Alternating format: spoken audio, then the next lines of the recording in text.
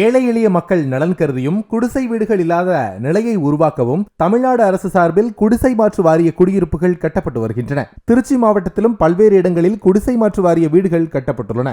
அந்த வகையில் திருச்சி காந்தி மார்க்கெட் அருகே கல்மந்தை காலனியில் தமிழ்நாடு குடிசை மாற்று வாரியத்தால் 192 வீடுகள் கட்டப்பட்டுள்ளன. 3 தளங்களை கொண்ட இந்த குடிசை மாற்று வாரியத்தில் அனைத்து தரப்பு மக்களும் வசித்து வருகின்றனர். இங்கு வசிப்பவர்களில் பெரும்பாலானோர் தினக்கூலி வேலைக்கு சென்று பிழைப்பு நடத்தி வருபவர்கள். அதுவும் கூலி வேலை கிடைத்தால்தான் அன்றைய பிழைப்பு ஓடும் என்கிற நிலை. இல்லை என்றால் அவர்களின் நிலையை சொல்ல வேண்டியதே இல்லை. இந்த கட்டடம் கடந்த 2020ஆம் ஆண்டு 12 கோடியே 50 லட்சம் ரூபாய் திட்ட மதிப்பீட்டில் கட்டி முடிக்கப்பட்டது.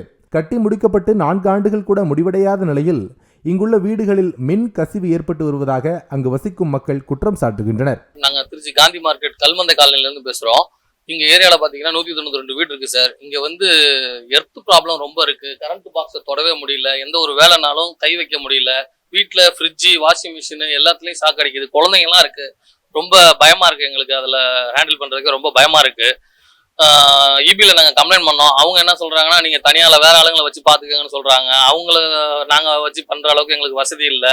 முதல் தளத்தில் குடியிருக்கும் ஒருவருக்கு சில மாதங்களுக்கு முன்பு மின்சாரம் தாக்கி கையில் காயமும் ஏற்பட்டுள்ளது. மின்கசிவு காரணமாக வீட்டில் உள்ள ஃப்ரிட்ஜ், டிவி உள்ளிட்ட பொருட்கள் சேதமடைந்து வருகின்றன.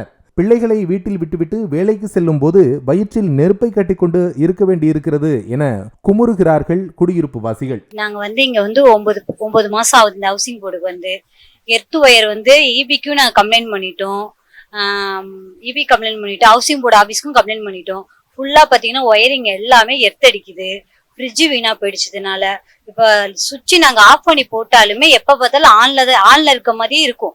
ஆஃப் பண்ணாலும் கரண்ட் சப்ளை இருந்துகிட்டே இருக்கும். வேற குழந்தைங்களா இருக்கு. நாங்களாம் வேலைக்கு போயிடுறோம். நாங்களாம் ஒரு அண்ணனை கழிச்சு நாங்க வேலைக்கு போயிடுறோம். பசங்க மட்டும்தான் இருக்காங்க, பெரியவங்க இருக்காங்க. ஒரு ஃப்ரிட்ஜை தொட்டாலும் ஒரு கிரைண்டர் தொட்டாலும் எடுத்து பயங்கரமா அடிக்குது. என்னால எங்களால ஒண்ணுமே பண்ண முடியல. பயமா இருக்கு இருக்கிறதுக்கே. ஒயரிங் நாங்க எவ்வளவு தூரம் வேலை பார்த்தாலுமே சரி, எர்த் ஒயர் போட்டிருந்தாலும் சரி, ஆனா எர்த் அடிச்சுக்கிட்டே இருக்கு. எங்களுக்கு ஃபால்ட் ஆகிட்டே தான் இருக்கு. எல்லாமே பயமா இருக்கு இருக்கிறதுக்கே பசங்களை வச்சுக்கிட்டு. இது குறித்து மின் வாரியத்திற்கும் குடிசை மாற்று வாரியத்திற்கும் பலமுறை தகவல் தெரிவித்தும் இதுவரை எவ்வித நடவடிக்கையும் எடுக்கப்படவில்லை. மின்கசிவு காரணமாக உயிரிழப்பு ஏற்பட்டால்தான் வருவார்களோ என்று கேட்கிறார்கள் இங்கு வசிக்கும் மக்கள். படிக்கிட்டே இருக்குது அந்த மீட்டர் பாக்ஸ் எல்லாம். அந்த இடத்துல சாக்கடிக்கிறதுனால பயமா இருக்கு. பிள்ளைங்க ஓடிச்சுன்னா விளையாண்டுதுங்கன்னா இப்போ தொற்றுதோனமோ அப்படின்னு பயமா இருந்துகிட்டே இருக்குது. விளையாடுற பிள்ளைங்க எல்லாம் கண்டிஷன் பண்ணிக்கிட்டு இருக்க மாதிரி இருக்கு. போயிருங்கப்பா, அங்கிட்டு போங்கப்பா, இங்கிட்டு போங்கப்பான்னு.